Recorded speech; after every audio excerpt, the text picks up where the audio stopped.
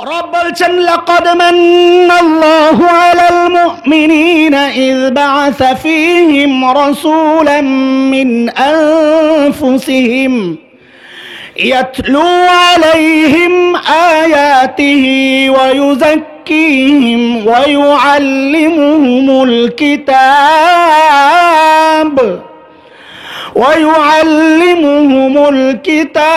والحكمة وإن كانوا من قبل لفي ضلال مبين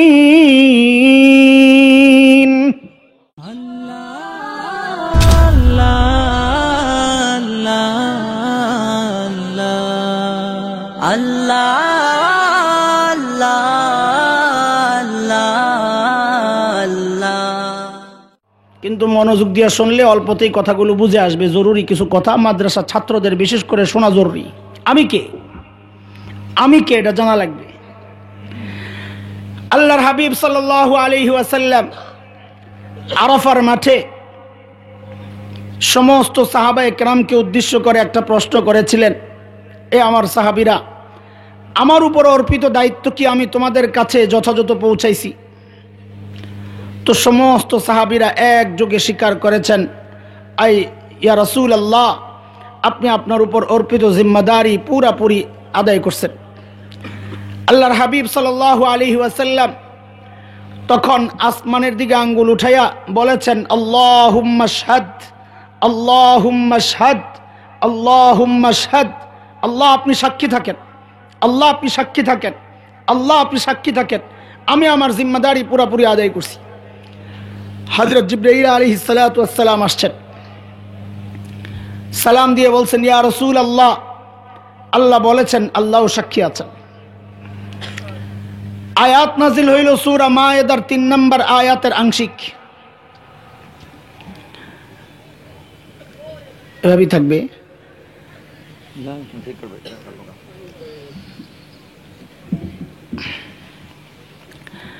আয়াত নাজিল হইল, اليوم أكملت لكم دينكم وأتممت عليكم نعمتي ورضيت لكم الإسلام دينا। আয়াত নাজিল হয়ে গেল। কি আয়াত? আল্লাহ তাআলা সুসংবাদ জানায়া দিলেন যে আজকে দিন কমপ্লিট, দিন কমপ্লিটের সুসংবাদ। দিন কমপ্লিট এই কথা শুনে সাহাবায়ে কেরামের মধ্যে আনন্দের ঢেউ। এটা মানুষের নেচার। কোনো বিষয় জিনিস যখন খুব কষ্ট করে অর্জন করে, সফলতার পর অর্জন করার ক্ষেত্রে কষ্টটা যত বেশি, অর্জন করার পর আনন্দটাও তত বেশি হয়। সাহাবায়ে কেরাম জানেন এই দিন তো এমনি কমপ্লিট হয় নাই, এই দিন কমপ্লিট হওয়ার পেছনে হযরত আম্মারের রক্ত আছে, হযরত হাব্বাব খুবাইবের রক্ত আছে, হযরত সুমাইয়া রক্ত আছে, হযরত আবু বকরের রক্ত আছে, হযরত বিলালের রক্ত আছে, হযরত হামজার কলিজার রক্ত আছে। আল্লাহর হাবিবের দান মুবারক শাহাদাত বরণ করেছেন, আল্লাহর রাসূলেরও রক্ত আছে। এত কষ্টের বিনিময়ে আজকে আল্লাহ সুসংবাদ দিয়ে দিলেন এই দিন কমপ্লিট। সবাই আনন্দিত। কিন্তু কেউ কেউ লক্ষ্য করলেন ময়দানের এক কোনায় কে যেন শিশুর মতো ফুফিয়ে ফুফিয়ে কান্না করতেছে, বাচ্চাদের মতো কাঁদতেছে। কি ব্যাপার, কে কান্না করে? আজকে দিন কমপ্লিট, তিনি কি আনন্দিত নন? তো কাছে গেছে, কে এই লোক? হায় হায়, গিয়ে দেখেন ইনি তো আর কেউ না, ইনি খলিফা, পরবর্তীতে রসুলের সিদ্দিক, রসুলের সঙ্গী হযরত আবু বকর সিদ্দিক রাদিয়াল্লাহু তাআলা আনহু। কান্না করতেছেন। সাহাবায়ে কেরাম জিজ্ঞেস করেন, আবু বকর, আজকের এই সুসংবাদ শুনে আপনি আনন্দিত না? কান্না কেন করতেছেন? আহারে, আবু বকরের চিন্তা অন্য সকলের চিন্তা থেকে আলাদা, ভালোবাসার মাত্রাটা অন্য সকলের চেয়ে আলাদা, এই জন্য চিন্তাটাও আলাদা। হযরত আবু বকর রাদিয়াল্লাহু তাআলা আনহু জবাব দিলেন, আরে পাগল, দিন কমপ্লিট এটা তো অবশ্যই খুশির বিষয়, কিন্তু দিন কমপ্লিট মানেটা বুঝছো? দিন কমপ্লিট মানি হচ্ছে আল্লাহর নবী সাল্লাল্লাহু আলাইহি ওয়াসাল্লামের চলে যাওয়ার সময় হয়েছে। এই কথা বলার পর এখন ময়দানের চিত্রটা হঠাৎ পরিবর্তন হয়ে গেছে, উল্টা। এতক্ষণ যারা আনন্দ প্রকাশ করতেছিল ওই পাগলগুলো এখন সব কান্নার রোল পড়ে গেছে। কারণ সাহাবায়ে কেরাম তো জিলাপি খাওয়া আশেকে রসুল না, এরা কল্লা দেওয়া আশেকে রসুল। আল্লাহর হাবিব চলে যাবেন এটা এদের বরদাস্ত হয় না। রসুলের ইন্তেকালের ইঙ্গিত পায়া পাগলগুলো এখন সব চিৎকার করে কান্না শুরু করছে। আল্লাহর হাবিব ডাক দিলেন, এই শোন শোন, সান্ত্বনা। তারাকতু ফীকুম আমরাইন লান তাদিল্লু মা তামাসসাকতুম বিহিমা কিতাবাল্লাহি ওয়া সুন্নাত রাসূলিহি। শুনো, কান্না করতেছো কেন? আমি তোমাদের কাছে দুই জিনিস রেখে গেলাম, আল্লাহর কালাম আর আমার সুন্নাহ। যারাই এগুলোকে আঁকড়ে থাকবে তারা কখনো পথভ্রষ্ট হবে না। এই কথা শোনার সাথে সাথে সাহাবায়ে কেরাম যেন স্বস্তি পাইলেন, শান্ত হইলেন সবাই।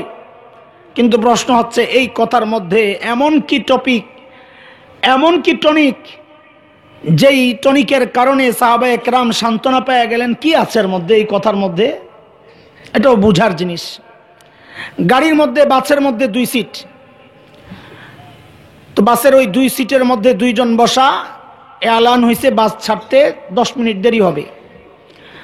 তো একজন তার হ্যান্ড লাগেজটা, হাতের ব্যাগটাকে ওই সিটের মধ্যে রেখে পাশের ওয়ালাকে বলে গেল, আমার ব্যাগটা রেখে গেলাম, আমি একটা পান খাই আসি। এর মধ্যেই আরেকজন উঠছে, উঠে ওই সিটের মধ্যে বসতে যায়। তো পাশের সিটওয়ালা কি বলে, আরে ভাই ব্যাগ রাখা তুমি দেখো না, তিনি যান নাই, তিনি আসবেন। ওই যে আল্লাহর নবী বলেছেন আমি কোরআন আর সুন্নাহ রেখে গেলাম, এটার অর্থ এইটাই, এ আমার সাহাবীরা, আমি গেলাম কোথায়? আমি তো নবুয়তের চেয়ারে আল্লাহর কালাম আর আমার সুন্নাহ রেখে গেছি। যারা এর সাথে নিজেদেরকে জুড়ে রাখবে তারা যেন আমি নবীর সাথেই আছে। গেলাম কোথায়? সাহাবায়ে কেরাম শান্ত হয়ে গেলেন। সাহাবায়ে কেরাম যতদিন ছিলেন তারা ওই আমানতের পাহারাদারিত্ব করছেন। আপনাদেরকে এর পরবর্তী কথায় ঢোকার আগে একটা প্রশ্ন জিগায়া ময়দান ক্লিয়ার করে নেই। বলেন আপনারা, আপনাদের বাবা যদি ইন্তেকাল করে, বাবার রেখে যাওয়া সম্পদের পাহারাদারি কে করবে, আপনি না পাশের বাড়িওয়ালা? জোরে বলেন না। পাশের বাড়িওয়ালা যদি বলে না আমি পাহারাদারি করব, তো বোঝা যাবে তার মতলব খারাপ। কথা ঠিক বুঝেন? এই জায়গায় কিন্তু মূল গন্ডগোল। গন্ডগোলের গোড়ায় হাত দেন, গন্ডগোলের গোড়ায় হাত দেন, সব গন্ডগোল শেষ হয়ে যাবে। আল্লাহর হাবিব সাল্লাল্লাহু আলাইহি ওয়াসাল্লাম এই যে নবুয়তের চেয়ারে আমানত রেখে গেলেন, আল্লাহর হাবিব ওই আমানতের পাহারাদার বানাইলেন কাকে? মালিক বানাইলেন কাকে? আর পাহারাদারিত্ব করতে চায় কারা? গন্ডগোল তো লাগে তখন। আমানতের মালিক কারা? আল্লাহর নবী বলেন, ইন্নাল উলামা ওয়ারাসাতুল আম্বিয়া ওয়া ইন্নাল আম্বিয়া লাম ইউরিসু দিনারান ওয়ালা দিরহামা ওয়া ইন্নামা ওয়ারাসুল ইলম ফামান আখাযাহু আখাযা বিহাজ্জিন ওয়াফির أو كما قال عليه الصلاة والسلام। আল্লাহর নবী বলেন, আলিমরা সমস্ত নবীদের ওয়ারিস। কার ওয়ারিস বলেন তো? নবীর ওয়ারিস বলে অনেকে, না, সমস্ত নবীদের ওয়ারিস। কার? সমস্ত নবীদের। ওলামায়ে কেরাম তো জানেন এটা নিয়ম আছে, একটা কায়দা। জমা বহু বচন, বহু বচনের মধ্যে যখন আলিফ লাম আসে, আল আল, তখন এটা ইস্তেগরাক এর ফায়দা দেয়, মানে সব বুঝায়। ওয়ারাসাতুল আম্বিয়া, আল আম্বিয়া জমা বহু বচন, আলিফ লাম আছে, মানে ওয়ারাসাতুল আম্বিয়া মানে উলামায়ে কেরাম আদম আলাইহিস সালাম থেকে আখেরি পয়গম্বর পর্যন্ত সমস্ত নবীদের ইলমের ওয়ারিস। কারা? জোরে বলেন কারা? উলামায়ে কেরাম। কাজেই দোস্ত শুনেন, আল্লাহর নবী সম্পদের ওয়ারিস ঘোষণা করলেন আলিমদেরকে। কাজে আলেমরাই ওই সম্পদের পাহারাদারি করবে, কোনো ডাক্তার আর ইঞ্জিনিয়ার না। কথা বুঝতে পারতেছেন? আচ্ছা, এখন কয়েক শ্রেণীর মাওলানা আছে এই সমাজে, আলেম, কয়েক শ্রেণীর আলেম আছে এই সমাজে। তারা বলবে হ্যাঁ ঠিক আছে, আলেমরাই দ্বীনের পাহারাদারিত্ব করবে, আমরাও আলেম। আলেম হওয়ার জন্য খালি কওমি মাদ্রাসায় পড়া লাগে? কয়েক শ্রেণীর আলেম, এক আলেম তো যারা মাদ্রাসায় পড়া, হযরত মাওলানা যারা আছেন আমার আশেপাশে, যাদের আয়োজনে এই আয়োজন, ইনারা হচ্ছেন এক শ্রেণীর আলেম। আরেক শ্রেণীর আলেম হচ্ছেন, আমরা বলি, আমি বলি টাই মুফতি সাহেব। টাই মুফতি বুঝেন? টাই মুফতি বুঝেন না আপনারা? টাই মুফতি হচ্ছে সারা জিন্দিগি সরকারি চাকরি করেছে, ব্যবসা বাণিজ্য করেছে, ইউনিভার্সিটি এগুলায় কাজ করে করে বুড়া হয়ে গেছে, যখন আর চলে না, ডেট এক্সপায়ার মাল, রিজেক্ট মাল, বউ চান্স দেয় না, মাইয়া পোলাপাইন সবাই গুতার উপর রাখে, তখন তিনি ওই বাংলা কিতাব কিনে কিনে এখন বড় বড় মুফাসসির হয়ে গেছে। এটা হলো মিস্টার মাওলানা। এই হুজুরের নাম কি? আরেক শ্রেণীর আলেমও আছে হঠাৎ আলেম। হঠাৎ আলেম কি? কার দাওয়াতে রাজি হইয়া গেছে, চিল্লায়, চিল্লার থেকে আইসা জুব্বা একটা বানাইছে, পাগড়ি একটা লাগাইছে, লাগাইয়া এখন হ্যাঁ মাওলানা সাহেব ফতুয়া দেওয়া শুরু করে আলেমদের বিরুদ্ধে। সমাজে আলেম এখন কয় শ্রেণীর হয়ে গেল? তো আল্লাহর নবীর এই মিরাস এর পাহারাদারিত্ব করবে কোন আলেম? সবাই তো নিজের আলেম দাবি করে। এটা বুঝার জন্য তোমাকে ওই হাদিসটা বুঝতে হবে দোস্ত। এই হাদিসের শব্দ একটা আল্লাহু আকবার। উম্মত যে ফিতনা করবে আল্লাহ তাআলা তার নবীকে জানাইয়া দিবেন। এই জন্য আল্লাহর নবীর জবান দিয়ে এমন এক শব্দ আল্লাহ বের করে দিবেন, যেই শব্দ সমস্ত প্রশ্নকে কিয়ামত পর্যন্ত মাটি চাপা দিয়ে দিছে, যে সত্যিকার আলেম কারা এটা আল্লাহর নবীর শব্দ থেকে বের হয়ে গেছে। শব্দটা কি? ওয়ারাসা। কি শব্দ বলেন? আল্লাহর নবী বললেন ইন্নাল উলামা ওয়ারাসাতুল আম্বিয়া, আলিমরা নবীদের ওয়ারিস। ওয়ারিস, ওয়ারিস চিনলে, ওয়ারিসের মাসআলা বুঝলে আপনি বুঝবেন সত্যিকার আলেম। নায়েবে নবী, নবীর আমানতের পাহারাদার সবচেয়ে হক কারা, কাদের হক আপনি বুঝে যাবেন। ওয়ারিস কাকে বলে? ওয়ারিসের মাসআলা বুঝেন আগে, খুব মনোযোগ লাগবে। ওয়ারিস কাকে বলে? কিতাবে আপনারা একরকম পড়েছেন, সহজভাবে বুঝেন। কেউ যখন মৃত্যুবরণ করে তার রেখে যাওয়া সম্পদ শরীয়ত কর্তৃক নির্ধারিত হারে যারা যারা পায় তারাই ওয়ারিস। ঠিক আছে? মাই গলা ভাই কই ভাই, আমি বাইকটা মানুষ, আমি কি হুজুরের মতো লম্বা নাকি আমার এমনি উপরে উঠায় রাখছো? বড় বিপদে আছি আমার। মাই গলা ঘুমাইছে, বিল দিয়ে দিছেন?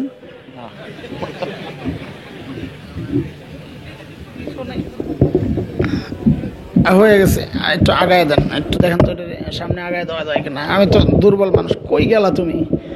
আমরা মাঝে মধ্যে বলি পাবলিক গেলে জাগা মাই কলা থাকলে একজন রেলে ওয়াজ করবেন, তুমি নাই। ঠিক আছে, ঠিক আছে, ঠিক আছে। আর সামনে আইব না রে ভাই, না আর পিছনে বিপদে আছি। সামনে থেকে লম্বা লম্বা হুজুর দাওয়াত দিবেন আপনারা, বাইকটা হুজুর দাওয়াত দেন। ও মুসলমান, একটু মনোযোগ দিয়ে শোনেন ভাই আমার কথাগুলো। আমি ক্লান্ত, কথা বলতে কষ্ট হইতেছে, আপনাকে বুঝতে কষ্ট হয়নি? হইলে আমি কি করুম? কোন চুপচাপ বয়া থাকেন। ওয়ারিস কাকে বলে? মিরাসের মাসআলা বুঝেন আলহামদুলিল্লাহ। যেই কারণে মাইয়া করে আমি পড়াই না, মহিলা মাদ্রাসায় পড়াই না। যারে পড়ামো হেরেন দেখা না গেলে কেমনি পড়ায় আমার বুঝে আসে না। এতক্ষণ তো মহিলা মাদ্রাসায় পড়াইলাম, শ্রোতা দিই না। আলহামদুলিল্লাহ এখন সাইজ হয়েছে। ও ভাই একটু খেয়াল করেন, ওয়ারিসের একটা জরুরি মাসআলা শুনেন। মিরাসের একটা জরুরি মাসআলা হচ্ছে মূল মাসআলা এটা, যিনি মৃত্যুবরণ করেছেন আর যে মিরাস দাবিদার জীবিত, মিরাস পাওয়ার জন্য শর্ত হইল এই দুইজনের মাঝখানে ফাঁকা থাকলে মিরাস পাবে না। এটা হচ্ছে একটা মাসআলা। আপনারা সবাই এখনো বুঝেন নাই, বিশেষ করে ছোট ছাত্র যারা, সাধারণ মানুষ যারা, কথাটা বুঝছেন কিন্তু বিষয়টা কি এটা বুঝেন নাই। একটু উদাহরণ দিলে আপনারা বুঝবেন। উদাহরণ বুঝেন। এক পরিবারে 3 প্রজন্ম আছে, দাদা, বাবা, নাতি। বলেন দুনিয়ায় সর্বপ্রথম কে আসছে? তারপর যাওয়ারও কি একই সিরিয়াল? আকপিস হতে পারে? তো কোন পরিবারে বাবা ইন্তেকাল করার কারণে দাদা আর নাতির মাঝখান দিয়া ফাঁকা তৈরি হয়েছে। বুঝে আসছে কথা? ফাঁকা বুঝছেন এবার? তো শরীয়তের মাসআলা হচ্ছে পরবর্তীতে দাদা যখন ইন্তেকাল করবে দাদার মিরাস নাতি পাবে না। কেন? ওই যে দাদা মরার আগেই দাদা আর নাতির মাঝখান দিয়া ফাঁকা তৈরি হয়ে গেছে, বিচ্ছিন্ন হয়ে গেছে। হ্যাঁ, নাতিকে কি দিবে এটা শরীয়ত অন্য মাসআলা, মিরাস পাবে না। আরেকটা উদাহরণ বুঝেন। রেলগাড়ি দেখছেন? রেলগাড়ি ইঞ্জিন থাকে কয়টা? ডাব্বা থাকে অনেক। বগি বলে না? আচ্ছা, ইঞ্জিন স্টার্ট দিলে বগি চলবে কখন? ইঞ্জিনের সাথে লাগা থাকলে না খোলা থাকলে?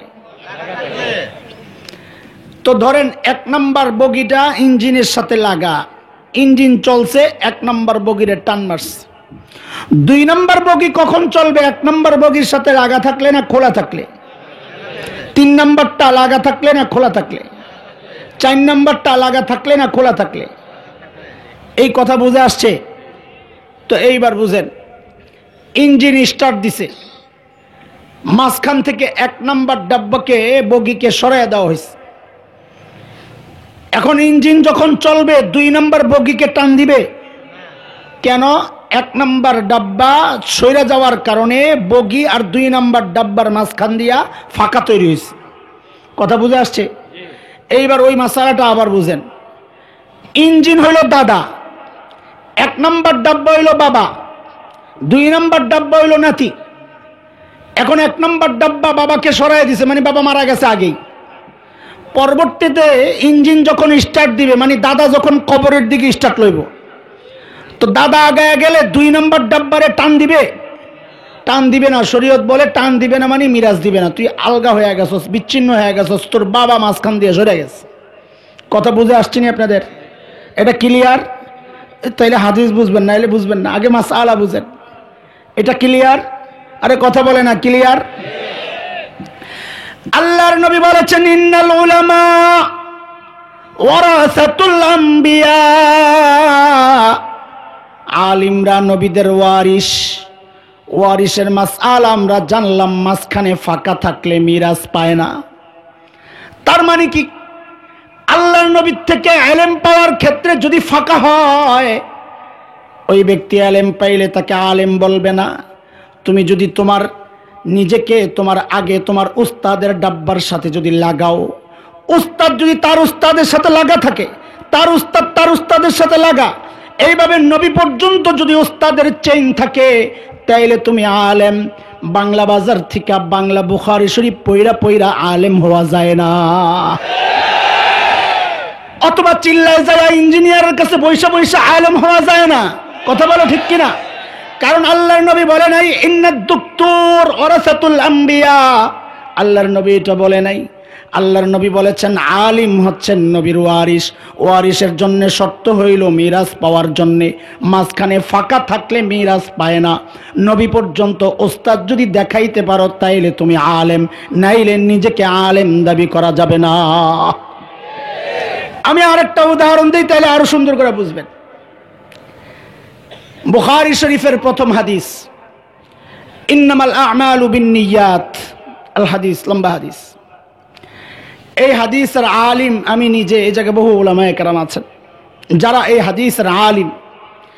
আমরা নিজেদেরকে এই হাদিসের আলেম ভাবি কেন?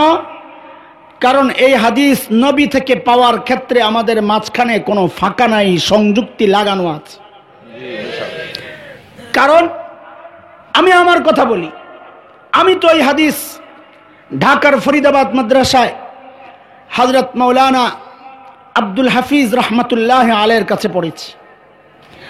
দেওবন্দ মাদ্রাসায় পড়েছি হযরত মাওলানা নাসির খান রহমতুল্লাহ আলাইহির কাছে। ওই রেলগাড়ির উদাহরণ দিয়ে বুঝেন, আমি হচ্ছি 30 নম্বর ডাব্বা, বগি। আমার খালি ডাব্বায় পড়ে, আমরা ডাব্বা বলি, আপনারা বগি বলেন। ডাব্বাই বুঝালেন ভাই, আমি আর বারবার ওই কষ্ট করে মনে করে বগি কইতারুম না, বুঝবেন তো ডাব্বা? ডাব্বা বুঝছেন। আমি হচ্ছি 30 নম্বর ডাব্বা, আমার 2 ওস্তাদ হচ্ছেন 29 নম্বর ডাব্বা। আমি এই 2 ওস্তাদের কাছ থেকে সরাসরি হাদিস পড়েছি, কাজে আমি 30 নম্বর ডাব্বার সংযুক্তি 29 নম্বর ডাব্বার সাথে লাগাইয়া দিছি। বলে তোমার 2 ওস্তাদের আবার 28 নম্বর ডাব্বার সাথে লাগা আছে না ফাঁকা? বলে লাগা। কারণ আমার এই 2 ওস্তাদের ওস্তাদ হচ্ছেন শাইখুল আরব ওয়াল আজম হযরত হুসাইন আহমদ মাদানী নওয়ারাল্লাহু মারকাদাহ। বলে 28 নম্বর ডাব্বা আবার 27 নম্বর ডাব্বার সাথে লাগা আছে না বিচ্ছিন্ন? বলে লাগা। কারণ শাইখুল হিন্দের উস্তাদ হচ্ছেন হযরত মাদানী রহমতুল্লাহ আলাইহির উস্তাদ হচ্ছেন শাইখুল হিন্দ মাহমুদ হাসান দেওবন্দি রহমতুল্লাহ আলাইহি। বলে 27 নম্বর ডাব্বা আবার 26 নম্বরের সাথে লাগা কিনা? বলে লাগা। কারণ শাইখুল হিন্দের উস্তাদ হচ্ছেন কাসিমুল উলুম হুজ্জাতুল ইসলাম ইমাম কাসিম নানুতুবি রহমতুল্লাহ আলাইহি। বলে কাসিম নানুতুবির আবার উস্তাদ আছে না নিজে নিজে ইন্টারনেট থেকে সার্চ দিয়ে হাদিস নামাইয়া শিখছে? না না না, কাসিম নানুতুবির ওই হাদিসের উস্তাদ আছেন, তিনি সরাসরি পড়েছেন। তার উস্তাদ হচ্ছেন শাহ আব্দুল গনি মুজাদ্দিদ দেহলভী রহমতুল্লাহ আলাইহি। তার উস্তাদ হচ্ছেন শাহ মুহাম্মদ ইসহাক দেহলভী রহমতুল্লাহ আলাইহি। তার উস্তাদ হচ্ছেন শাহ আব্দুল আজিজ মুহাদ্দিস দেহলভী রহমতুল্লাহ আলাইহি। তার উস্তাদ হচ্ছেন মুসনাদুল হিন্দ শাহ ওলিউল্লাহ ইমাম ওলিউল্লাহ মুহাদ্দিস দেহলভী রহমতুল্লাহ আলাইহি। তার উস্তাদ হচ্ছেন আবু তাহের আল মক্কি আল মাদানী রহমতুল্লাহ আলাইহি। তার উস্তাদ হচ্ছেন ইব্রাহিম আত-তানুখি রহমতুল্লাহ আলাইহি। তার উস্তাদ হচ্ছেন আহমদ আল কশাশি রহমতুল্লাহ আলাইহি। তার উস্তাদ হচ্ছেন আহমদ আশ-শিন্নভী রহমতুল্লাহ আলাইহি। তার উস্তাদ হচ্ছেন মুহাম্মদ আর-রমলি রহমতুল্লাহ আলাইহি। তার উস্তাদ হচ্ছেন জাইনুদ্দিন আল মিসরি রহমতুল্লাহ আলাইহি। তার উস্তাদ হচ্ছেন আহমদ ইবনে আলী আল হাজার আসকানি রহমতুল্লাহ আলাইহি। তার উস্তাদ হচ্ছেন ইব্রাহিম আত-তানুখি রহমতুল্লাহ আলাইহি। তার উস্তাদ হচ্ছেন আবুল আব্বাস আল হাজ্জার রহমতুল্লাহ আলাইহি। তার উস্তাদ হচ্ছেন আবু আলী আজ-জুবাইদি রহমতুল্লাহ আলাইহি। তার উস্তাদ হচ্ছেন আবুল ওয়াক্ত আস-সিজজি রহমতুল্লাহ আলাইহি। তার উস্তাদ হচ্ছেন আবুল হাসান আদ-দাউদি রহমতুল্লাহ আলাইহি। তার উস্তাদ হচ্ছেন আবু মুহাম্মদ আস-সারখসি রহমতুল্লাহ আলাইহি। তার উস্তাদ হচ্ছেন আবু আব্দুল্লাহ ফিরাবি রহমতুল্লাহ আলাইহি। তার উস্তাদ হচ্ছেন ইমাম বুখারী রহমতুল্লাহ আলাইহি। তার উস্তাদ হচ্ছেন হুমায়দি রহমতুল্লাহ আলাইহি। তার উস্তাদ হচ্ছেন সুফিয়ান আস-সাউরি রহমতুল্লাহ আলাইহি। তার উস্তাদ হচ্ছেন ইয়াহইয়া ইবনে সাঈদ আল-আনসারী রহমতুল্লাহ আলাইহি। তার উস্তাদ হচ্ছেন মুহাম্মদ ইবনে ইব্রাহিম আত-তাইমি রহমতুল্লাহ আলাইহি। তার উস্তাদ হচ্ছেন আলকামা ইবনে ওয়াক্কাস আল-লাইসি রহমতুল্লাহ আলাইহি। তার উস্তাদ হচ্ছেন ওমর ইবনুল খাত্তাব রাদিয়াল্লাহু তাআলা আনহু। তার উস্তাদ হচ্ছেন মুহাম্মদুর রাসূলুল্লাহ সাল্লাল্লাহু আলাইহি ওয়াসাল্লাম।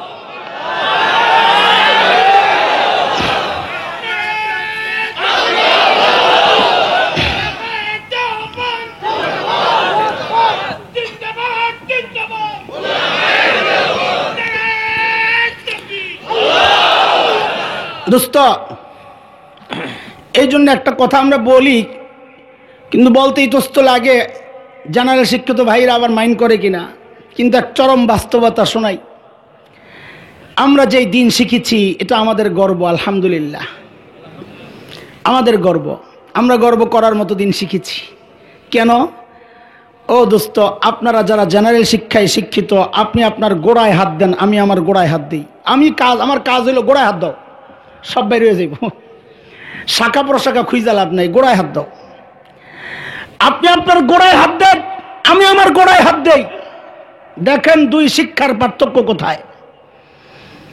আপনাদের কাছে আমি জানতে চাই, দুনিয়ার ইতিহাসে সর্বপ্রথম MA পাস যিনি করেছেন, এই সর্বপ্রথম বুঝেন আপনারা, মানে যার আগে কেউ নাই, এটা মাথায় রেখেন। সর্বপ্রথম MA পাস যিনি করেছেন তার উস্তাদ কোন পাস ছিল? হ্যাঁ হ্যাঁ, ডিগ্রি পাস। MA পাস তো না, কারণ তাহলে তার ছাত্র সর্বপ্রথম হয় না। সর্বপ্রথম মানেই তো যার আগে কেউ নাই। তো ডিগ্রি পাস হইল ওস্তাদ। এই ডিগ্রি পাস ওস্তাদের ওস্তাদ যে, সে কোন পাস? IE pass. কারণ সে তো ওস্তাদ, তো ডিগ্রি পাস হবে না, তাইলে ছাত্র আর সর্বপ্রথম হয় কেমনে? IE পাস যিনি, তার ওস্তাদ কোন পাস? হ্যাঁ, SSC না? আচ্ছা, মাশাআল্লাহ। SSC যে পাস, তার ওস্তাদ কোন পাস? 9 পাস। 9 পাসের ওস্তাদ কোন পাস? 8 পাস। সর্বপ্রথম দুনিয়ার ইতিহাসে যেই লোক 8 পাস করছে, তার ওস্তাদ কোন পাস? 7। দুনিয়ার ইতিহাসে সর্বপ্রথম 7 পাস যিনি করছেন, তার ওস্তাদ কোন পাস? 6 পাস। দুনিয়ার ইতিহাসে সর্বপ্রথম 6 পাস যিনি করছেন, তার ওস্তাদ কোন পাস? 5। 5 ওয়ালার ওস্তাদ, 4 ওয়ালার ওস্তাদ, 3 ওয়ালার ওস্তাদ, 2 ওয়ালার ওস্তাদ। দুনিয়ার ইতিহাসে সর্বপ্রথম 1 পাস যিনি করছেন, তার ওস্তাদ কোন পাস? জাহেল, 0 পাস। কি আপনার শিক্ষার গোড়ায় হাত দেন, দেখবেন 0। আমার শিক্ষার গোড়ায় হাত দেন, দেখবেন পাওয়া যাবেন মুহাম্মাদুর রাসূলুল্লাহ সাল্লাল্লাহু আলাইহি ওয়াসাল্লাম। পার্থক্য বুঝেন? ও দোস্ত, তুমি তোমারে চিনলা না, আমি এটাই বলতে চাইতেছি, তুমি তোমারে চিনলা না। মুহাম্মাদুর রাসূলুল্লাহ তো দুনিয়ায়, আমার শিক্ষার গোড়া দুনিয়ায়। কিন্তু আল্লাহ তাআলা কি বলেছেন? ওমা ইয়ানতিকু আনিল হাওয়া ইন হুয়া ইল্লা ওয়াহয়ুন ইউহা। রাসূলের উস্তাদ কে? আমার শিক্ষার গোড়া তো জমিনে, তার শাখা প্রশাখা আসমানের উপরে। কে বলেছেন? আলম তারা কাইফা দারাবাল্লাহু মাসালান কালিমাতান তাইয়্যিবাহ কাশাজারাতিন তাইয়্যিবাহ আসলুহা সাবিত ওয়া ফারউহা ফিস সামা।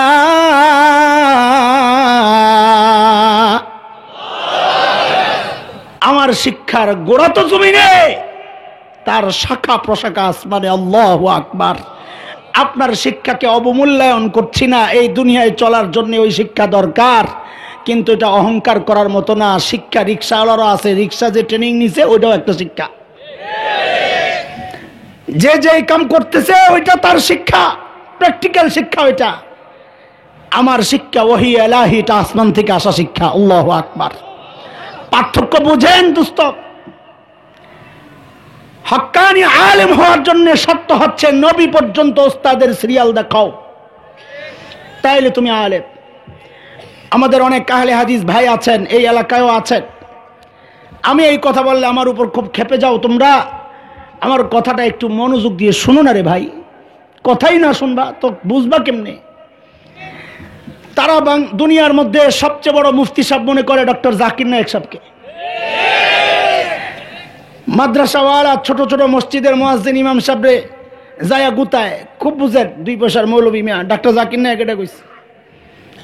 তো ওই বেচারা কি করবে? চুপচাপ শুই না থাকে। মাঝে মাঝে আম করে ফোন দেখো, হুজুর বড় বিপদে আছি, কি করুম কর। তো আমাকে আমাদের কাছে পাঠাইয়া দেন, আপনাদের কাছে তো আসে না, বড় মুসিবত। তুমি শোনো দোস্ত, তুমি শোনো। ডাক্তার জাকির নায়েক সাহেব তো আমাদেরকে দাওয়াত দিয়ে নিছিলেন, আমাকে, মাওলানা মামুনুল হক ভাইকে। আমরা গেছিলাম 4 বছর আগে দুবাইতে, 1 মাস সেখানে দীর্ঘ সময় ছিলাম। তাদের কিছু প্রোগ্রাম আমরা করে দিয়েছি। তো একদিন সুযোগ পায় আমি জিজ্ঞেস করেছি হোটেল লবিতে দুবাইতে, মুঝে কিউ বুলায়া গিয়া, मैं तो देवबंदी हूँ, আমারে কেন ডাকছেন, আমি তো দেওবন্দি। তো বেচারা ভদ্র, বেচারা যতটুকু বিতর্কিত হয়েছে মুরিদদের বাড়াবাড়ির কারণে, পীর সাহেবের চেয়ে মুরিদের উৎপাত বেশি। কথা বুঝে আসছে না? মূল শিয়াল যেটা, এটা তো ডাক একটাই দেয়, কিন্তু পাতে শিয়াল দেওয়ার পরে ঠিক খালি হুক্কা হুক্কা করতেই থাকে। তো বেচারা আমার সরল স্বীকারোক্তিমূলক জবাব দিয়েছেন যে আপনি দেওবন্দি, এই জন্যই তো ডাকছি, দেওবন্দীদের সাথে তো আমাদের কোনো দুশ্মনী নাই। দ্বিতীয় প্রশ্ন করেছিলাম, মনোযোগ দাও, দ্বিতীয় প্রশ্ন করেছিলাম কি আপকো আরবি আতি হ্যায়? আপনি আরবি জানেন? সরল স্বীকারোক্তি, মুঝে আরবি নেই আতি হ্যায়, আমি আরবি জানি না। আমার এই ভিডিও কে করছে, কারা ছাড়ছে আমি জানি না। আহলে হাদিস ভাইরা এই ভিডিও পাইয়া হায় রে গালি আর গালি, হাজার হাজার গালি আমারে।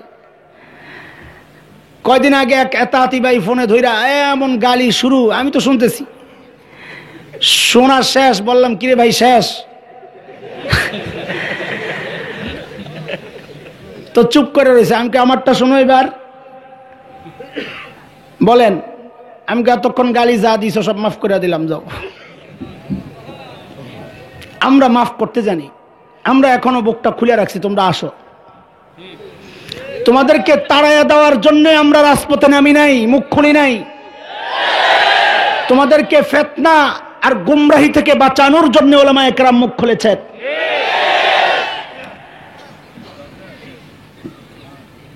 আমি যখন এই কথাটা বললাম যে জাকির নায়েক বলছে আরবি জানে না, আহলে হাদিস ভাইরা আমার দেখাইছে একজন, দেখেন কি কমেন্ট করতেছে, কেমন মিথ্যুক ধোঁকাবাজ দেওবন্দি।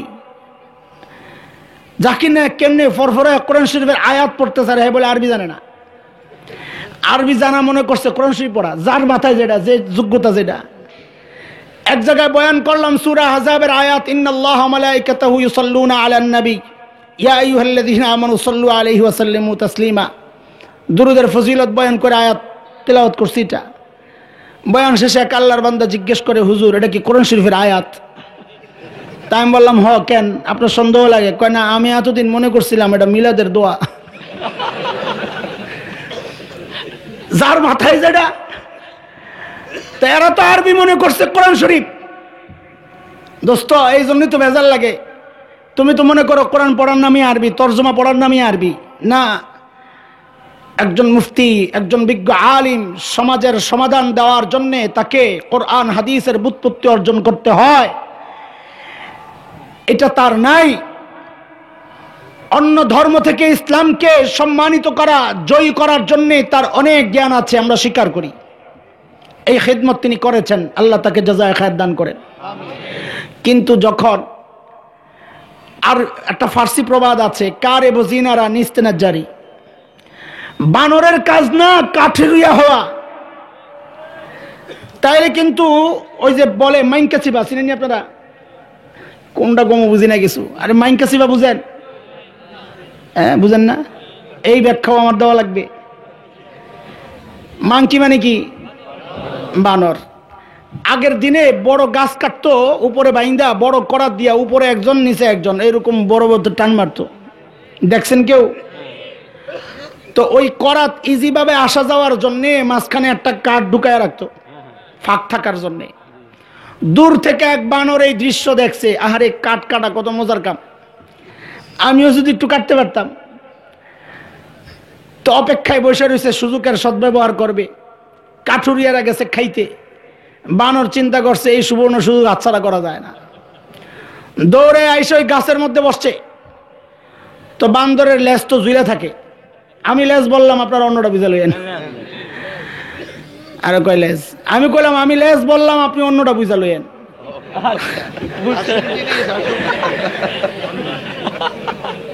বসছে, ওটা তো ঝুলে রইছে। এখন করার ধরে যখন টান মারছে, ওই কাঠটা গেছে বইরা, গাছ তো গেছে চিপ্পা, এটারে কয় মাইনকে চিপা। ওর থেকে এই প্রবাদ আসছে, কারে বজিনারা নিস্তেনা জারি, বান্দরের কাম না কাঠুরিয়া হওয়া। যার যার কাম সে না করলে বিপদ। ডাক্তারের কাজ পায়খানা পরীক্ষা করা, ফতুয়া দেওয়া না। ডাক্তার ফতুয়া দিতে গেলে গন্ডগোল লেগে যাবে। কথা বুঝে আসছে? দোস্ত মোহতারাম, বুঝো বুঝো, দিলের মধ্যে ঢুকাও, সত্যিকার নায়েবে নবী কারা? সোজা কথা, নবীর কাজ, নবীওয়ালা কাজ যারা করে তারাই হচ্ছেন সত্যিকার নায়েবে নবী। শব্দটা ব্যবহার করতে আজ থেকে সতর্ক, সাবধান, জিহ্বাকে সামলাও। নবীওয়ালা কাজ করনেওয়ালা, দাবি করনেওয়ালা মানুষের অভাব নাই, কিন্তু সত্যিকার নবীওয়ালা কাজ কারা করে? আসক কোরআন দিয়ে তোমারে বুঝাই। তুমি কইবা এটা নবীওয়ালা কাজ, জিহাদওয়ালারা বলবে এটা নবীওয়ালা কাজ, খানকাওয়ালা বলবে এটা নবীওয়ালা কাজ, রাজনীতির ময়দানে যারা আছে তারা বলবে এটা নবীওয়ালা কাজ, আমি বলবো একটা নবীওয়ালা কাজ। সব বাদ, চলো আসো কোরআন কি বলে এটা দেখি। সত্যিকার নবীওয়ালা কাজ কারা করে? তারাই হক্কানি আলেম, তারাই নবীর ওয়ারিস। কথা বলেন ঠিক কিনা? সত্যিকার নবীওয়ালা কাজ কারা করে? বলে নবীওয়ালা কাজ কি আগে সেটা নির্ধারণ করো, ওইটা যারা করবে তারাই নবীওয়ালা কাজ করে। নবীওয়ালা কাজ নির্ধারণ করব আমি আর তুমি কেটা? নবীওয়ালা কাজ নির্ধারণের জন্যে খলিল ইব্রাহিম আলাইহিস সালাম আল্লাহর কাছে একটা খসড়া প্রস্তাব পাঠাইছেন, আল্লাহ এটা হচ্ছে নবীওয়ালা কাজ, এই কাজের জিম্মাদার আপনি একজন পাঠাইয়া দেন। দোয়া করছেন কে? খসড়া তৈরি করছেন কে? ওই খসড়ার মধ্যে সুপারিশ করছেন আবার ইসমাইল আলাইহিস সালাম আমিন বইলা। আমিন বলা মানে খসড়ায় আমি সুপারিশ করলাম, আল্লাহ আপনি এটা কবুল করেন। খসড়াটা কি? খলিল ইব্রাহিম আল্লাহর কাছে দোয়া করেছেন, রব্বানা ওয়াবআস ফীহিম রাসূলাম মিনহুম ইয়াতলু আলাইহিম আয়াতিকা ওয়া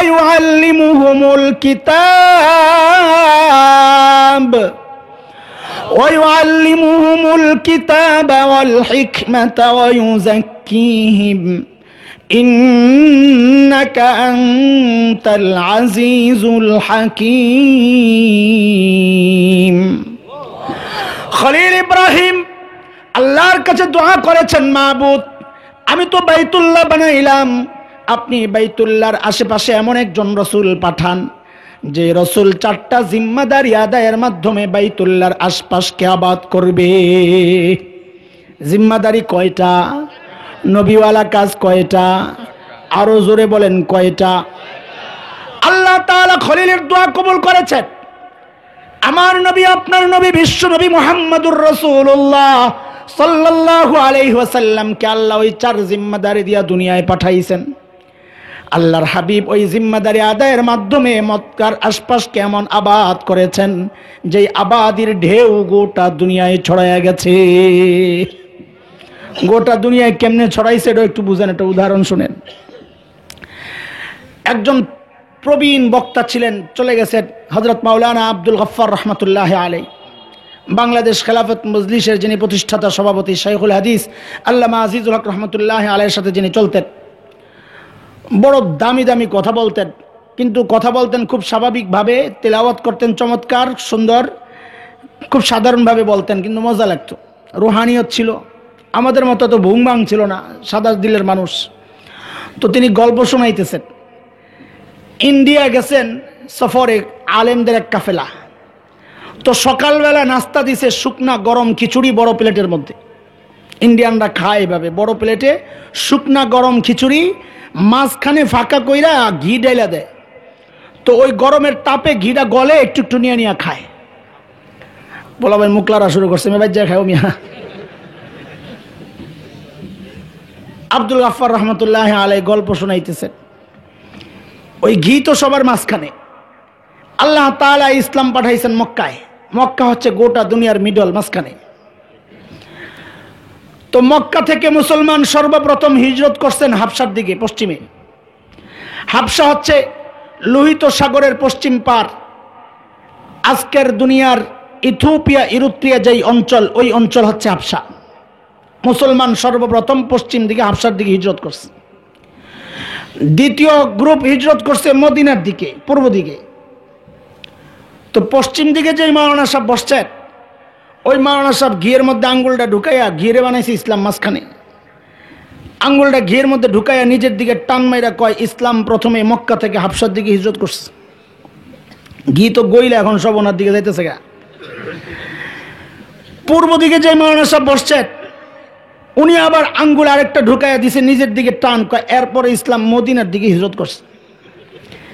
গাফফার সাহেব কয়, দেখছো কারবার, মক্কা মদিনা আর হাবশাওয়ালারা তো দেখা যায় ঘি সব খাইয়া লইব।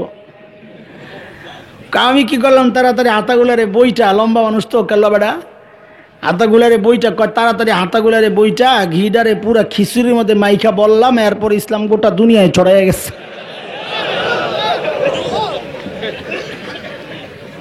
আল্লাহু আকবার। এরে দোস্ত শোনো, খেয়াল করো, খলিল ইব্রাহিম দোয়া করলেন আল্লাহর কাছে, চাইলেন কয় জিনিস? 4 জিনিস। খসড়া দিছেন কয়টা? মনোযোগ দাও, মনোযোগ দাও, জাগাত আসতেছি, আমি এখনো জায়গা ঢুকি নাই, আমি বয়ানে চা খাই না, গলার উপরে যা যায় যাক, এটাও জানা দরকার। চা খামো, আল আইনু হক্ষণ, ওলামা একরাম পড়ছেন তো হাদিস, চোখ তো লাগে। চা খাবো, কত মানুষের মনে চাইবে, আমার পেটটা নষ্ট হয়ে যাবে।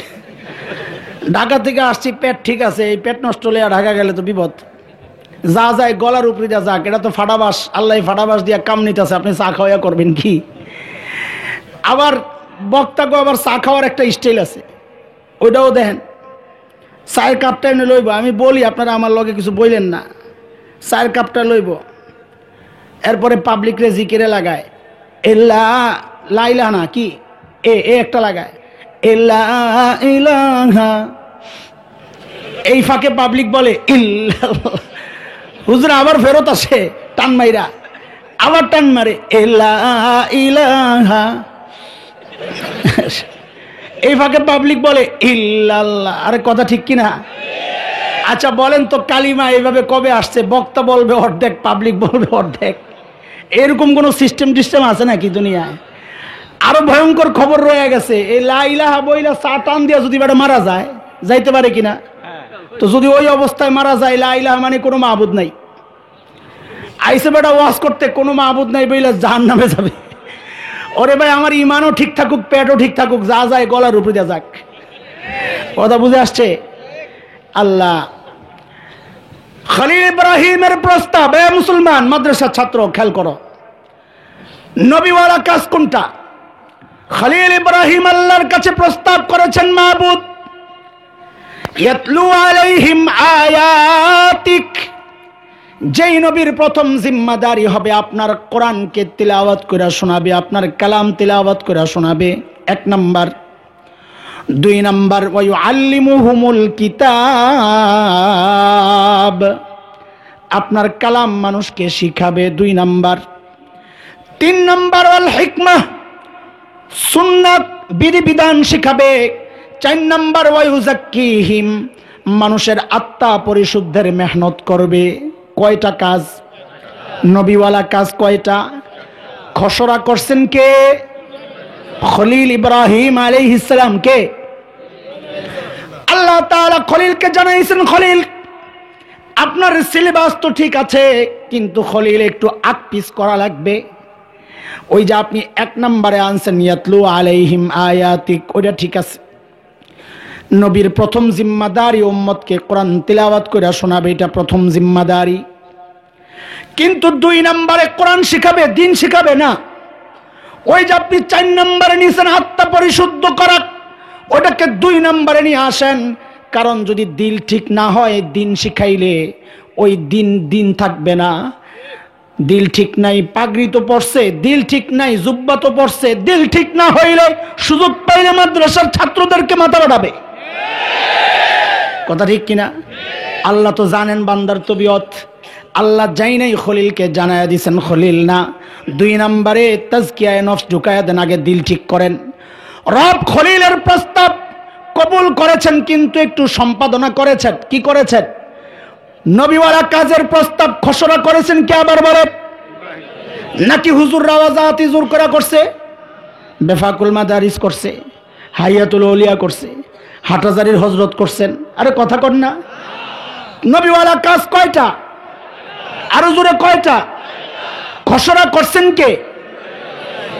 আল্লাহ তাআলা সম্পাদনা করে নতুন বিধান জারি করলেন, প্রজ্ঞাপন জারি করলেন, আয়াত নাজিল করলেন। আমি যেটা তিলাওয়াত করেছি শুরুতে রব বলেন, রব্বানা ওয়াবআথ ফীহিম লাকাদ মান্নাল্লাহু আলাল মুমিনিনা ইয বা'আসা ফীহিম রাসূলাম মিন আনফুসিহিম ইয়াতলু আলাইহিম আয়াতিহি ওয়া ইউযাক্কিহিম ওয়া ইউআল্লিমুহুমুল কিতাব ويعلمهم الكتاب والحكمة وإن كانوا من قبل لفي ضلال مبين আল্লাহ আয়াত নাযিল করলেন।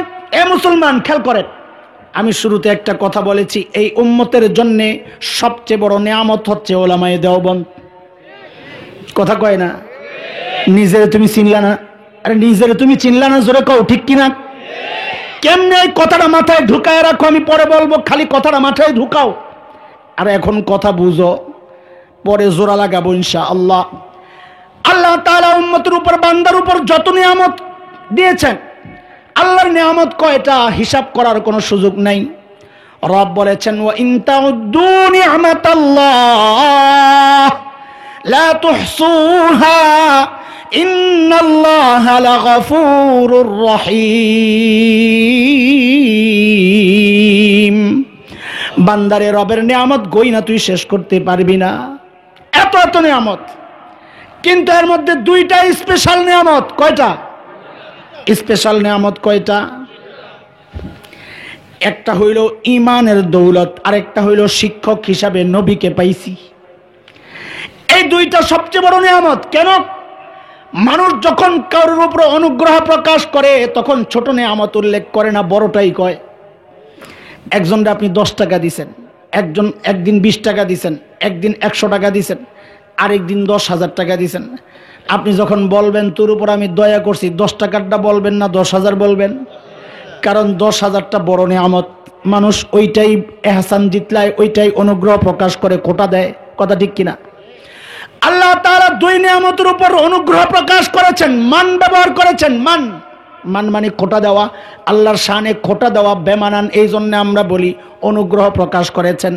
একটা হইল ঈমানের দৌলত। রব বলতেছেন, ইয়ামুন্নুনা আলাইকা আন আসলামু কুল লা তামুন্নু আলাইয়া ইসলামাকুম বালিল্লাহু ইয়ামুন্নু আলাইকুম আন হাদাকুম লিল ঈমান ইন কুনতুম সাদিকিন।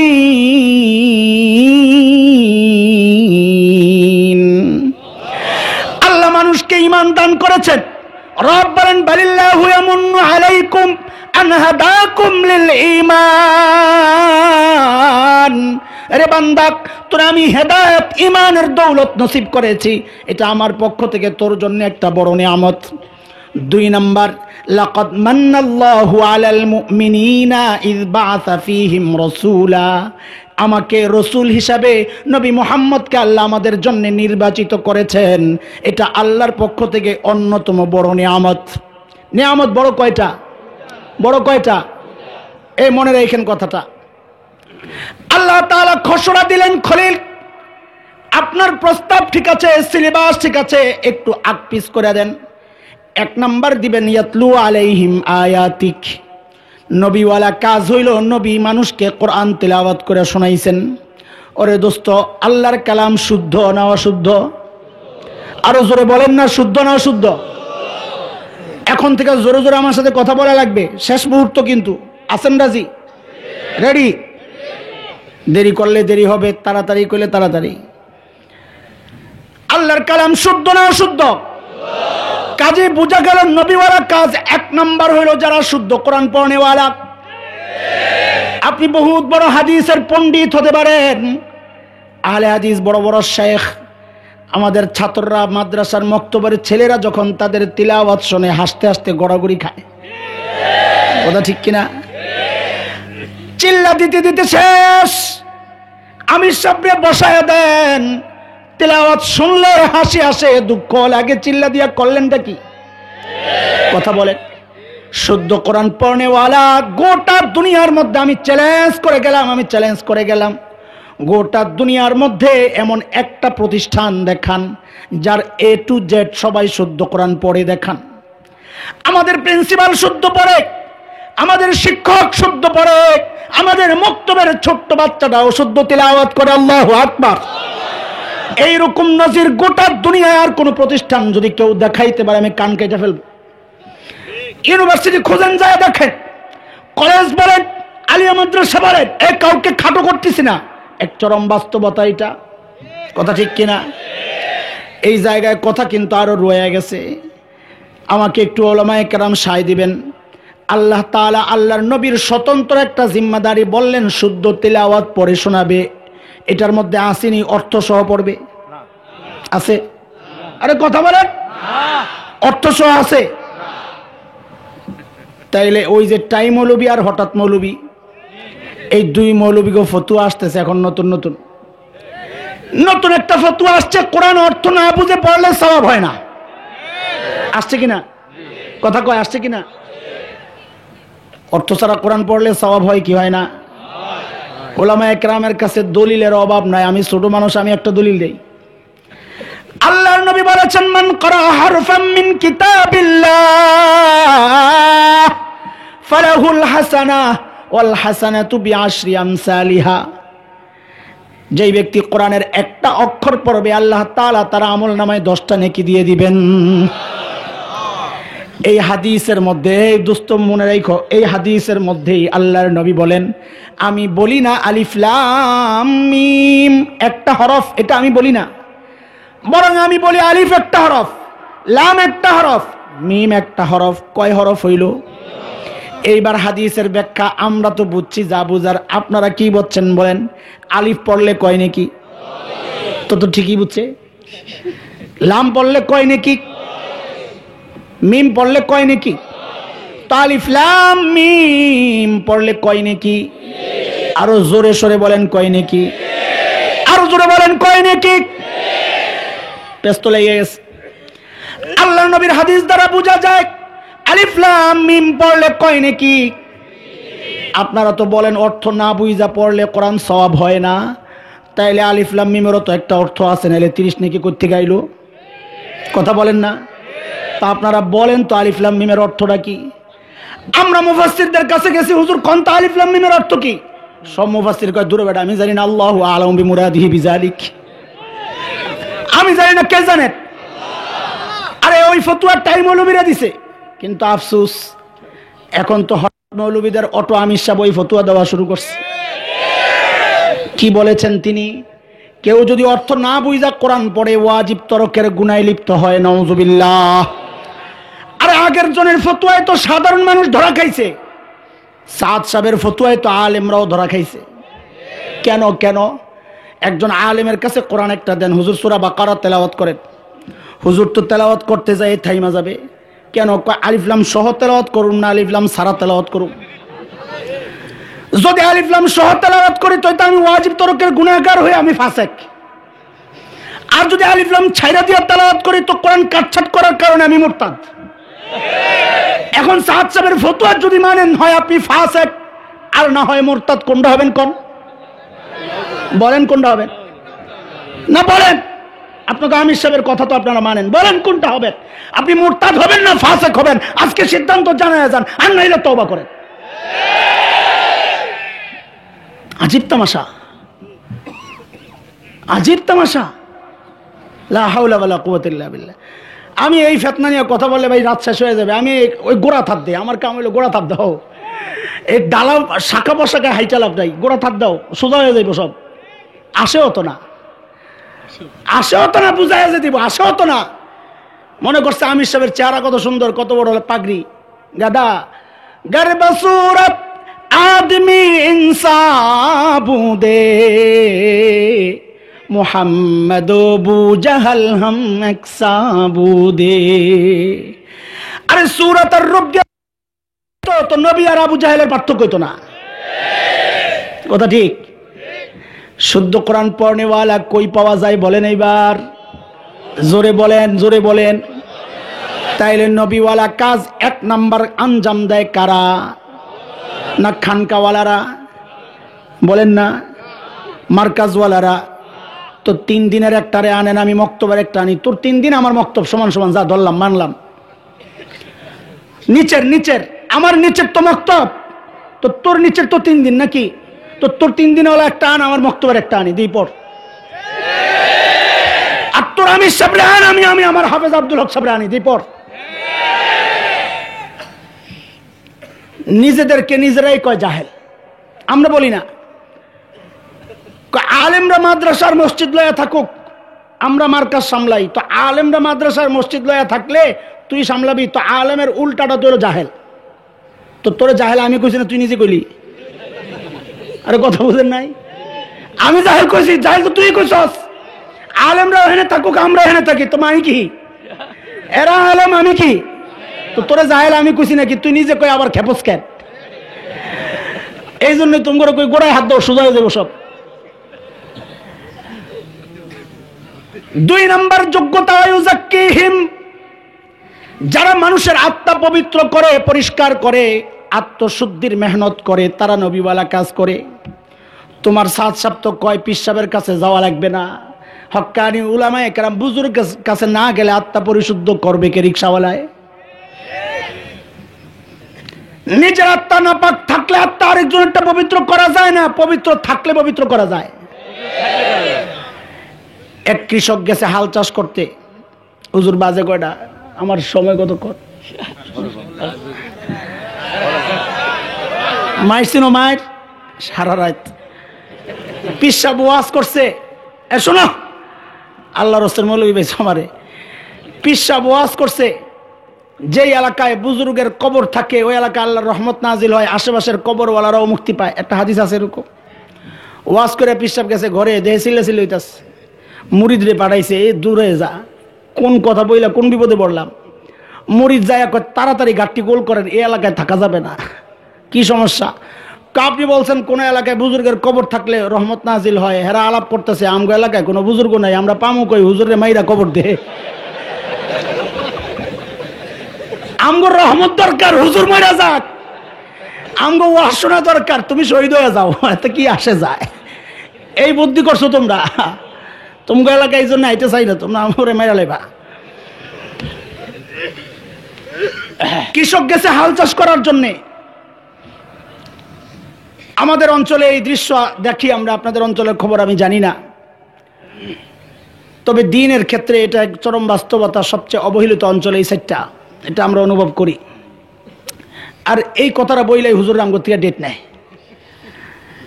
এই নরম জায়গায় হাত দেয়, মানাও করতে পারি না।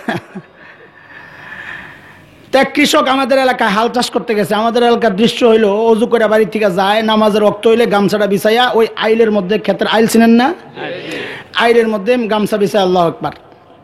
তো এক বুড়া আসরের শেষ ওয়াক্ত মনে করছে এই ঘুরানিটা দিয়েই নামাজে দাঁড়াবে, এর মধ্যে গরু দিছে পায়খানা কইরা। হায় আল্লাহ, এখন কি বাড়িতে যাইতে যাইতে তো আসরের ওয়াক্ত যাবে শেষ হইয়া। এই চিন্তা করতে করতে হঠাৎ করে দেখে গরু পেশাব করতেছে, আর ভিতরে ভিতরে খুশি হয়ে গেছে। আর একটা হাদিস তো এরকম আছে, রুব্বা আশআসিন মাদফুইন বিল আবওয়াব লাউ আকসামা আলাল্লাহ লা বাররা। বহু আল্লাহর বান্দা মন আছে, মানুষের দুয়ারে দুয়ারে ঘুরে, কোনো সম্মান ইজ্জত কিচ্ছু নাই, কিন্তু আল্লাহর কাছে কোনো আবদাল করলে আল্লাহ লগে লগে মঞ্জুর দিয়ে দেয়।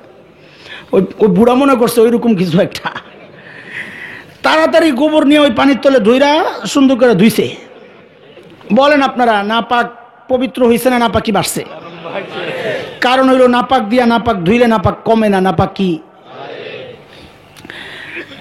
বাংলাদেশের তো পীরের অভাব নাই, সবচেয়ে বড় পেটওয়ালা যেটা। আরে দেওয়ানবাগির নাম কোন কেন ভেজাল লাগানোর লেগা? আমি কি দেওয়ানবাগির নাম বলছি নাকি? বুঝলাম দেওয়ানবাগির নাম বলছি, আমি তো দেওয়ানবাগির নাম বলি না, কে এখান থেকে দেওয়ানবাগি বলে, খামাখা ভেজাল লাগা। আরে আল্লাহ কত বড় পেট! আমার এক দোস্ত বলে, কি দোস্ত তোমরা এর বিরুদ্ধে বলো, হ্যাঁ কিন্তু এক বিপদ থেকে বাইচা গেছে। কোন বিপদ? এখন তো নামাজে হাত কোন জায়গায় বাদ বেড়ালে বড় গন্ডগোল। আলে হাদিস ভাইরা বুকের উপর বান্ধে, আমরা হানাফিরা নাবি বরাবর নিচে বান্ধি। হ্যাঁ সমস্যা নাই, কি জানে ঘর তাহাতে আয় না।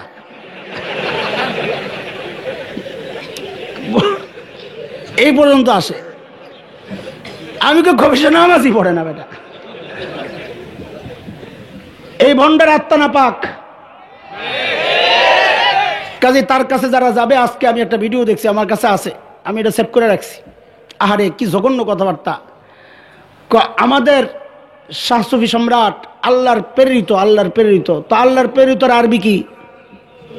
রসুল। তার মানে নবুয়তের দাবি অলরেডি হয়ে গেছে।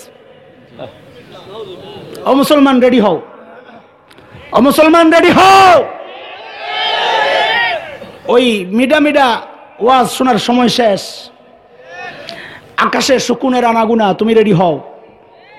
এগুলা বললেই তো এখন মনে করবে অনেকে আমরা রাজনীতির আলাপ করি। আমাদের দেশপ্রেম নিয়ে প্রশ্ন তোলে অনেকে। আমি আগেই বলেছি, কওম ও মিল্লাতের সমস্ত জরুরত যারা মিটায় তারাই কওমি সন্তান। আমি শুধু শরীয়তের জরুরত মিটাই না, আমাদের অতীত ইতিহাস সাক্ষী আমরা জমিনের জরুরত মিটাই। আমাদের আকাবির আসলাফদের রক্তের পিচ্ছিল রাস্তায় তোমরা স্বাধীনতা ভোগ করো।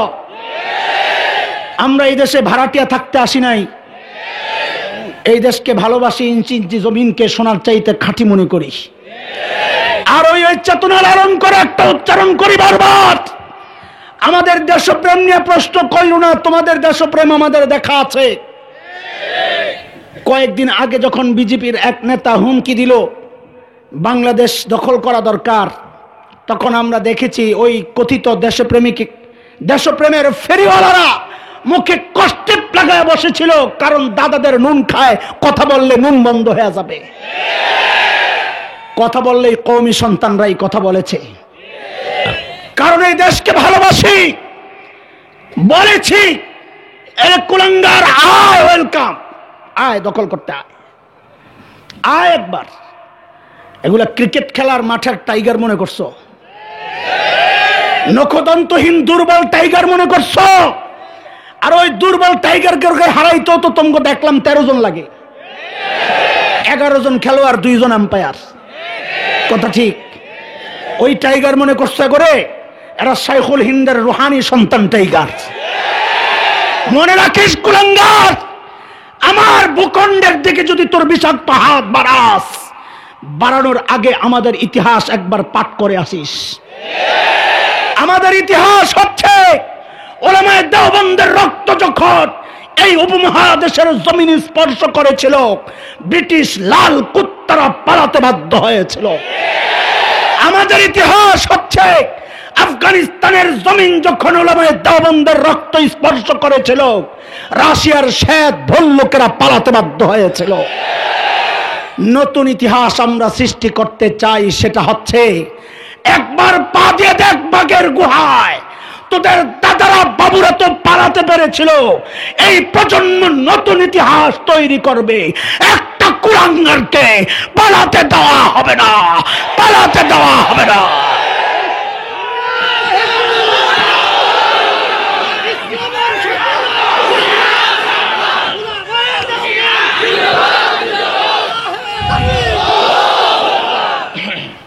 দোস্ত মোহতারাম, বলছিলাম ওই কুলাঙ্গারের আত্মা না পাক। আপনারা আমাকে জিজ্ঞেস করবেন হাল শাকাক্তা কালবা, আপনি কি তার অন্তর ফাইরা দেখছেন? তার অন্তর না পাক। আমি ফার্মকর থেকে, আমি কি ডাক্তার নাকি? এই নিজেই কইছে, এই নিজেই বলছে তার আত্মা না পাক। কেমনে? তার এক বই আছে, বইয়ের নাম হচ্ছে রসুল কি আসলে গরিব ছিলেন। আরে আপনি না বললেন না, তার বইয়ের নাম বুঝে নাই। বইয়ের নাম রসুল কি আসলে গরিব ছিলেন। ওই বইয়ের মধ্যে লিখেছে সে নবীকে স্বপ্নে দেখেছে। কি দেখেছে? তার বাবা খাজা বাবা, তার খাজা বাবা সেখানে তার দরবারের কাছে এক রাস্তায় পাহাচারি করছে, পাশের এক নর্দমার মধ্যে আল্লাহর নবী মৃত অবস্থায় পড়ে আছে। আপনারা নাউজুবিল্লাহ বলেন, আমি তো আলহামদুলিল্লাহ পড়ছি। কারণ ওই এই স্বপ্ন না দেখলে আমরা জানতাম না ওর আত্মা না পাক। কারণ কি? এই স্বপ্নের ব্যাখ্যা কি? আমি যদি যাই তো তুমি বলবা চেহারা তো তার মতোই, লাইন ধরতেছো আস্তে আস্তে। আমি দেবো না। স্বপ্নের ব্যাখ্যা, ইসলামের ইতিহাসের সর্বশ্রেষ্ঠ স্বপ্নের ব্যাখ্যা কে দিতেন? ইমাম মুহাম্মদ ইবনে সিরিন রহমাতুল্লাহ আলাইহি। তার স্বপ্নের ব্যাখ্যার একটা কিতাব আছে তাবিরুর রুয়া। তার মধ্যে তিনি রাসূলকে স্বপ্নে দেখার ব্যাপারে কিছু মূলনীতি লিখেছেন। এর মধ্যে একটা মূলনীতি হচ্ছে, কেউ যদি নবীকে স্বপ্নে দেখে সে নবীকেই দেখেছে, অন্য কাউকে দেখে নাই। কারণ আল্লাহর নবী বলেছেন, মান রাআনি ফিল মানামি ফাকাদ রাআনি ফা ইন্নাশ শাইতানা লাম ইয়াতামাসসালি। যে ব্যক্তি আমাকে স্বপ্নে দেখলো সে আমাকেই দেখছে, কারণ শয়তান আমার রূপ ধারণ করতে পারে না। কাজে আমরা ধইরা নিলাম উনি নবীকেই দেখছে। বাকি যা দেখছে তার কি ব্যাখ্যা? ইমাম মুহাম্মদ ইবনে সিরিন দ্বিতীয় মূলনীতি লিখেছেন, কেউ যদি নবীকে জীবন্ত স্বপ্ন দেখে বোঝা যাবে তার আত্মা জীবিত পাক। আল্লাহ তাআলা এই হালতে আমাদেরকে দেখার তৌফিক দান করে। তৃতীয় মূলনীতি হচ্ছে, কেউ যদি নবীকে মৃত স্বপ্নে দেখে সে শয়তানকে দেখে নাই, নবীকে দেখেছে। অর্থ কি? তাবির কি? ব্যাখ্যা কি? ব্যাখ্যা হচ্ছে, তোমার অন্তর মৃত, এই জন্য তুমি দেখেছো মৃত। তোমার অন্তর নাপাক, গান্দা, আবর্জনায় ভরপুর, এই জন্য নবীকে মৃত স্বপ্ন দেখেছো। স্বপ্নের ব্যাখ্যা আমার না, ইমাম মুহাম্মদ ইবনে সিরিনের। অদুস্ত বলছে, এই জন্যে আত্মা পরিশুদ্ধের মেহনত তো সেই করবে যার নিজের আত্মা পাক। নিজের আত্মা পাক কিনা পাক কেমনে বুঝবো?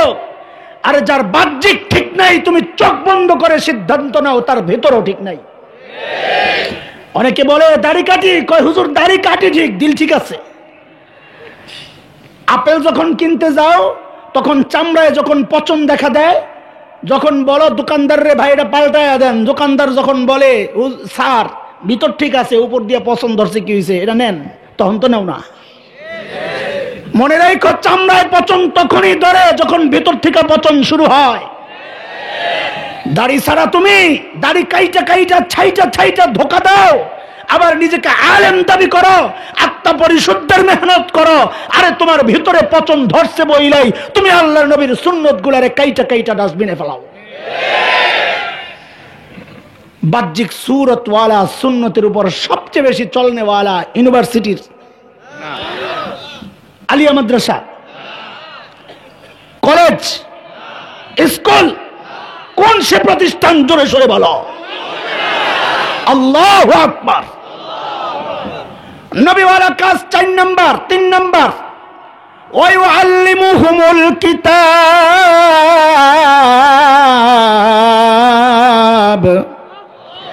যারা মানুষকে কোরআন শিখায়। এ দোস্ত, শুদ্ধ কোরআন কই শিখায় বলো তো? না খাজার দরবারে? হজের মধ্যে আমার একটা অভ্যাস হইল কি, বুড়া করে পাইলে লয়া বই, কাকা হজের ফরজ কয়টা, নামাজের সূরাটি জানেননি, কার সাথে গেছে না গেছে, হেরা তো টাকা কামায়, মাল কামায়, এই বুড়াকে খবর নেওয়ার সময় কই? তামগো তো ইমানি জিম্মাদারি এদের খবর নেওয়া। তো এক বুড়ারে পাইছি, বিশেষ টুপি দেখা বুঝছি বিশেষ অঞ্চলের মানুষ। ধরছি, কাকা আপনি তো মনে হয় ওই পিসাবের মুরিদ। তো চাচাই তো মনে করছে আমিও তো হুজুর পিসাবওয়ালা পিরোগো লোক।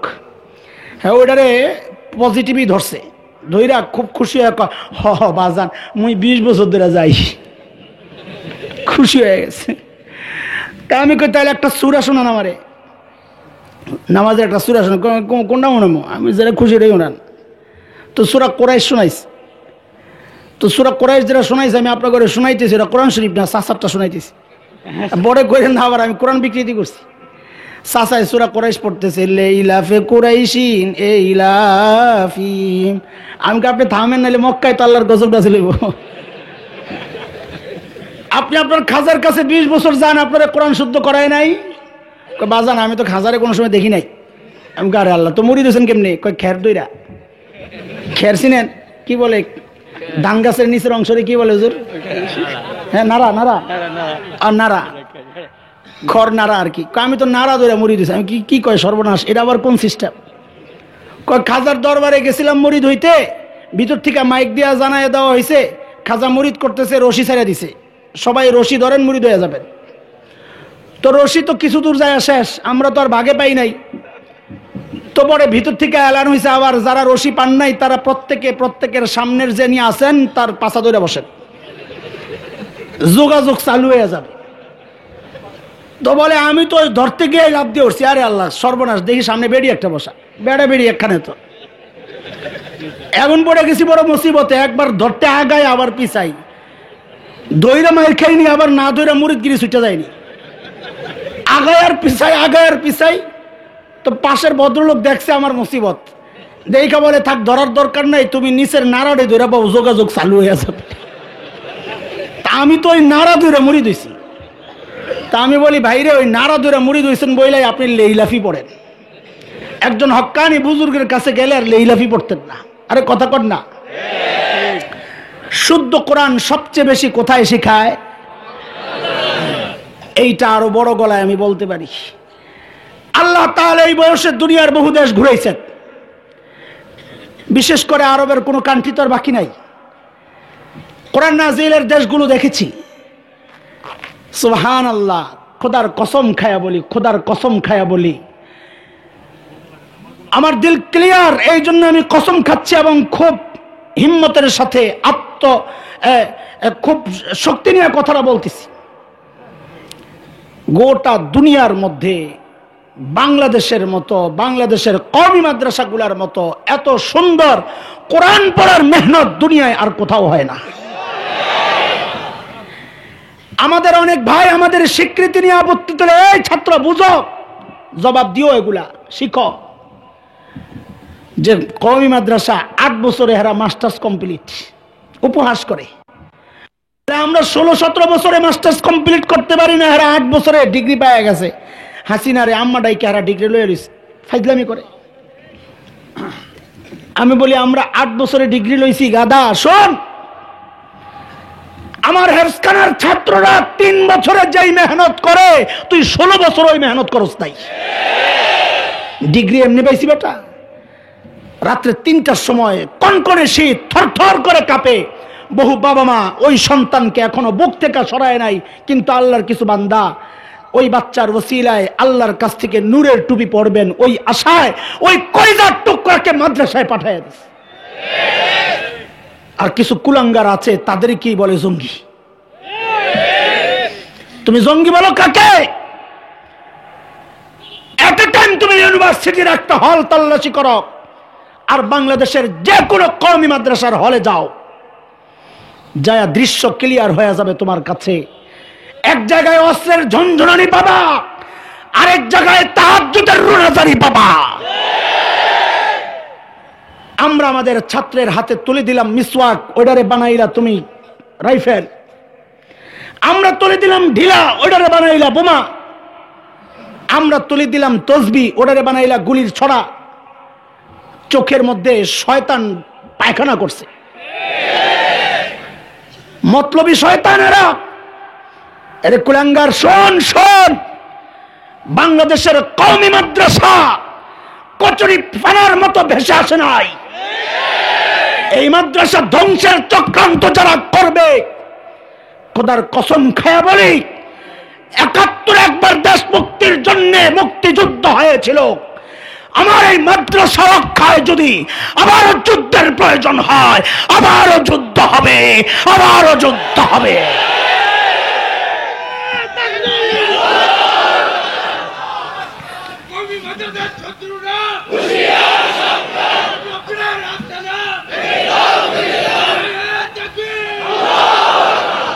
রব বলছেন, লাকাদ মান্নাল্লাহু আলাল মুমিনিনা ইয বা'আসা ফীহিম রাসূলাম মিন আনফুসিহিম ইয়াতলু আলাইহিম আয়াতিহি ওয়া ইউযাক্কিহিম ওয়া ইউআল্লিমুহুমুল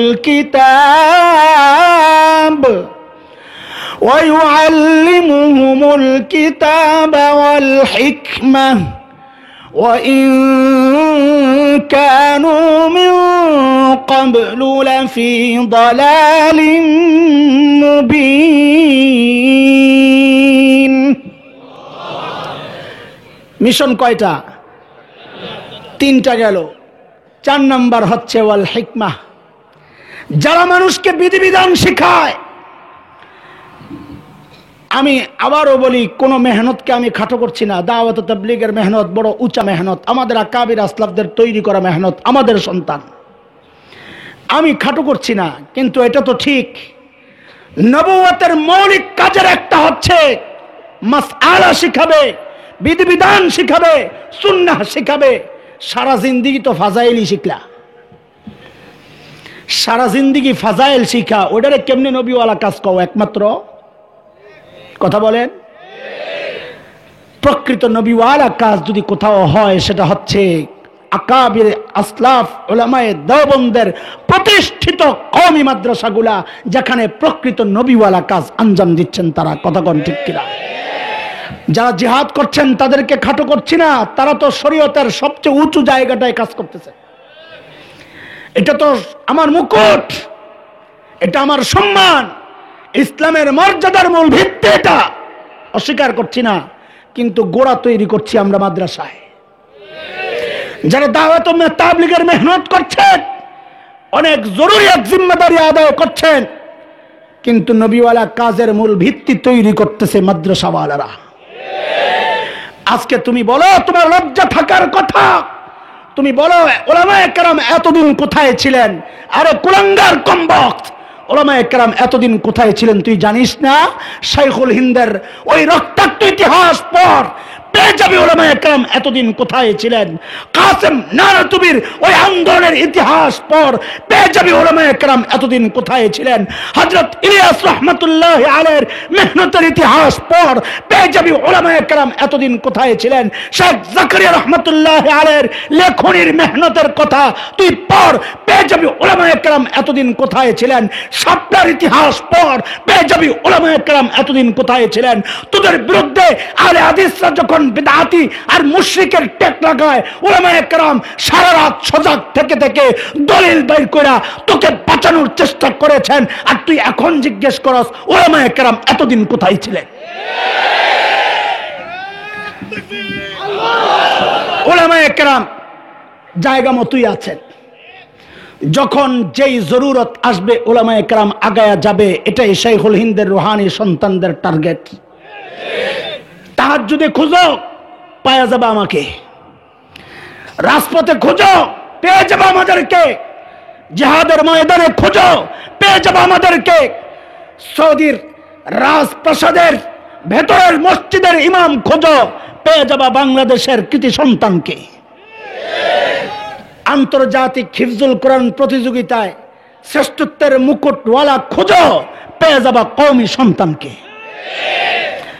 দুনিয়ার এমন কোন দ্বীনি সেক্টর নাই যেখানে উলামায়ে দেওবন্দ তাদের কাজ আঞ্জাম দিচ্ছেন না। এই জন্য দোস্ত বলেছিলাম শুরুতে, নিজেকে চিনো। আমরা শুধু কওম মিল্লাতের সাহায্য সহযোগিতায় চলি, এটা ভুল। এটা একটা সিস্টেম আমাদের প্রতিষ্ঠান চালানোর, কিন্তু আমাদের মূল পরিচয় হচ্ছে কওম মিল্লাতের দ্বীনি সমস্ত তাকাজা যারা পুরা করে তারা হচ্ছে কওমি সন্তান। শেষ কথা আমি বলেছি একটা দাবি, এই উম্মতের জন্য উলামায়ে দেওবন্দ সবচেয়ে বড় নিয়ামত। এটা কেন বললাম? কারণ আল্লাহ তাআলা নবীকে পাঠাইয়া বলেছেন, লাকাদ মান্নাল্লাহু আলাল মুমিনিন, মুমিনদের জন্য অন্যতম শ্রেষ্ঠ নিয়ামত হচ্ছেন নবী। নবীর মিশন যারা বাস্তবায়ন করবে, নবী চলে গেছেন, এখন তারাই উম্মতের সবচেয়ে বড় নিয়ামত। কথা বুঝে আসছে? নিজেকে ছোট মনে করবা না, নিজেকে খাটো মনে করবা না। আমাদের অবদান আছে, এই দেশ স্বাধীনতার পেছনে আমাদের অবদান আছে, গোটা দুনিয়ায় দিন জিন্দা থাকার ব্যাপারে আমাদের অবদান আছে। এই উপমহাদেশ স্পেন হয় নাই, কেন হয় নাই? তুমি ইতিহাস পড়ো। স্পেন তো খ্রিস্টানরা দখল করেছে, এই উপমহাদেশও খ্রিস্টানরা দখল করেছে। কারণ স্পেন একজন কাসেম নানতুবি পায় নাই, এই উপমহাদেশ পায়া গেছে। তুমি নিজেকে চিনো। স্পেন একটা দেওবন্দ পায় নাই, এই উপমহাদেশ একটা দেওবন্দ পায়া গেছে। তুমি নিজেকে চিনো দোস্ত, তুমি নিজেকে খাটো মনে কইরো না। আল্লাহ তাআলা তোমাকে এই উম্মতের সবচেয়ে বড় নিয়ামত বানাইছেন। ওই নিয়ামত ধরে রাখো এবং নিজের জিম্মাদারিগুলো আদায় করতে থাকো। আল্লাহ তাআলা সেই তৌফিক আমাদেরকে দান করেন।